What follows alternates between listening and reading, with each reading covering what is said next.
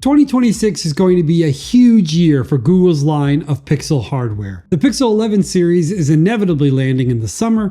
The Pixel 10a is probably coming in just a few weeks. And then there will also be updates to the Pixel Watch and some new Pixel Buds.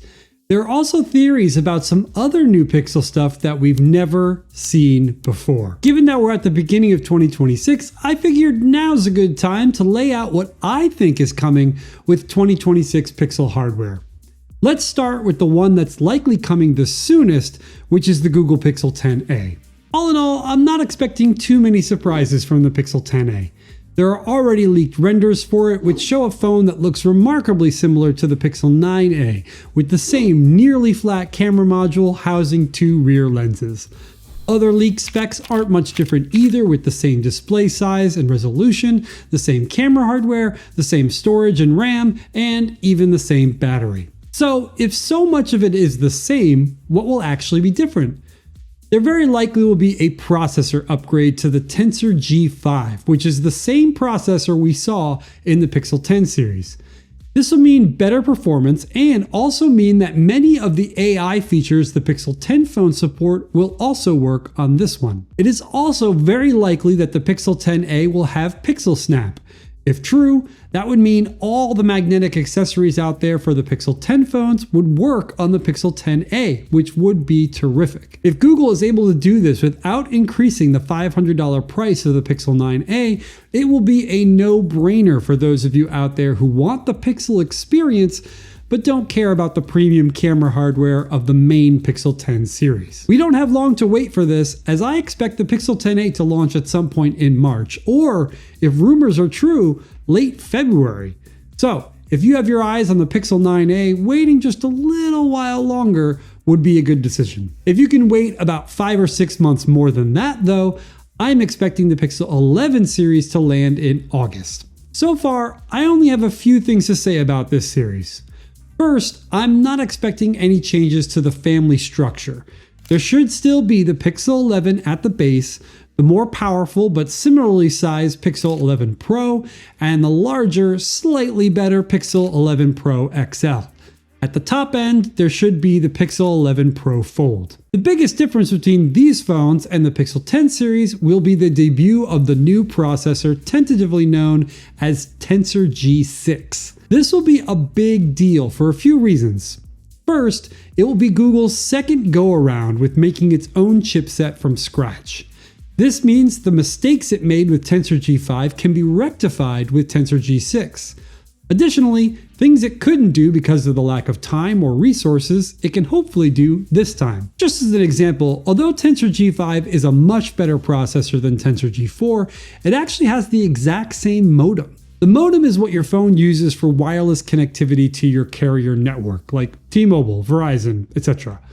A newer modem would allow for stronger connections to these networks and better efficiency, so you get better service with less battery drain. Rumors heavily suggest that the Tensor G6 modem will be upgraded, so that will be a big deal. Along with this, there will be the usual upgrades to overall performance and efficiency. Of course, Tensor G6 will almost certainly still be behind the curve when compared to flagship processors from Apple, Qualcomm, and MediaTek. Google is not going for high benchmark numbers with Tensor chips, so it doesn't care about competing with them. Tensor G6 will be better than Tensor G5 and allow for better integrations with new AI features. And that's all Google cares about. Moving on from the processor, the Pixel 11 series will hopefully get some new camera hardware. With the Pixel 10 series, Google didn't make too many camera upgrades. Doing that for 1 year is fine, but doing it for 2 years in a row is not a great look. I'm not expecting a total revamp of the cameras on the phones, but some newer sensors on at least some of the lenses seems likely. I also hope Google fixes some of the problems I had with the Pixel 10 series. I hope there's faster charging, silicon carbon batteries, and that the starting storage configuration is 256 gigabytes instead of 128 gigabytes. If you want to hear more about my thoughts on this stuff, check out this video up here. Honestly, the biggest question surrounding the Pixel 11 series is pricing. Right now, there's a significant shortage of RAM and SSD storage components. It's possible this shortage could lead to increased prices for the Pixel 11 series, as well as all other phones, tablets, laptops, and more. We'll need to see what Samsung does for the Galaxy S26 series, which likely launches in February.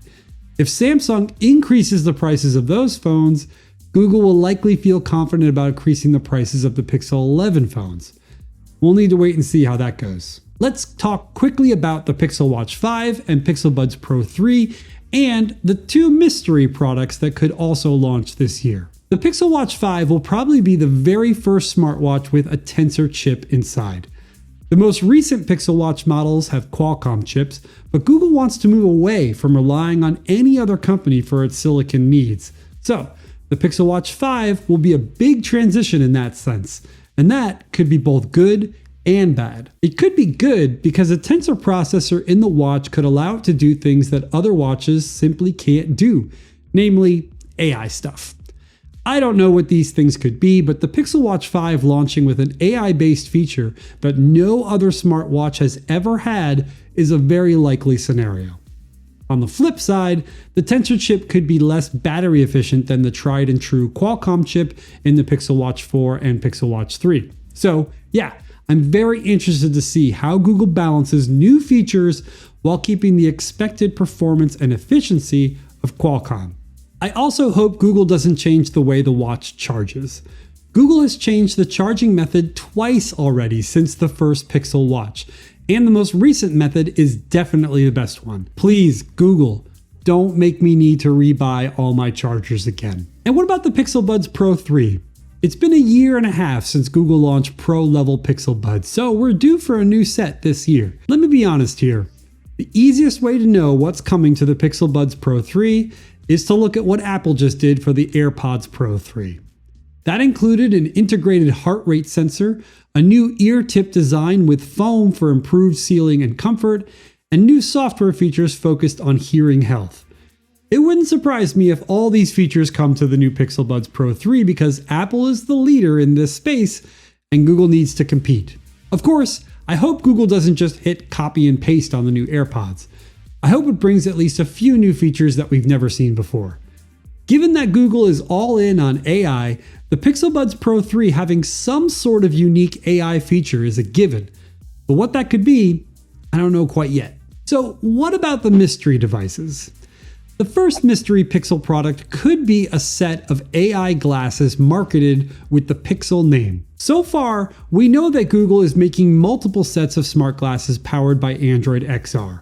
It's doing this with multiple partners, including Samsung, Warby Parker, and Gentle Monster.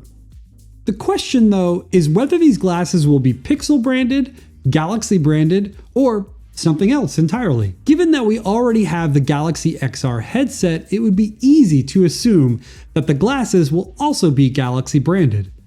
However, I've already had the chance to test out early prototypes of the glasses, and that session was completely controlled by Google and happened in Mountain View. So it is totally possible that Google is going to be the more significant player when it comes to this product category. To read about my experience with those prototypes, check out the link in the description. Either way, Google has been very clear that we will see the first Android XR powered AI glasses this year. So we don't have long to wait before all will be revealed. The final product I want to talk about today is the Wildcard mystery device, which is a Pixel branded laptop running the desktop version of Android. If this sounds too wild to be true, I assure you it's not. We know for certain that a desktop version of Android is coming this year. Rick Osterloh, the head of platforms and devices at Google, confirmed as much at Snapdragon Summit in September. In fact, Cristiano Amon, Qualcomm CEO, said he had seen it and thought it was amazing. Knowing that that's true, this new desktop operating system is going to need a flagship product. And what could be more perfect than a Pixel branded laptop of some kind? No, it wouldn't be a new Pixelbook. Those are deeply tied to Chrome OS, so Google would need to use a different name. Maybe it will be simple and just be called the Pixel Laptop or the Pixel Top. That sounds fun too. It also might not be a laptop at all, but instead be a desktop computer. Maybe Google will take the idea behind the Mac Mini and make an Android-powered version and call it the Pixel Mini or something like that. Whatever is happening, I am very excited about it. I have been a Windows user all my life, and it's no secret that Microsoft is doing a terrible job right now managing the transition of Windows into the AI era. This is the perfect opportunity for Google to sweep in and offer a Windows alternative based on Android that natively integrates with all the other Android stuff I already own, like my phone, my watch, my tablet, and even my TV. It could truly be something special. Anyway, that's what we can expect this year from the world of Pixel. Honestly, this is shaping up to be a very exciting year, and I can't wait to tell you all about it. If you haven't done so yet, please like and subscribe so you'll be notified about all my newest videos. And before you head off, why not check out this video here, where I talk all about Android XR and the experience I had with the Galaxy XR headset. I'll see you all down in the comments.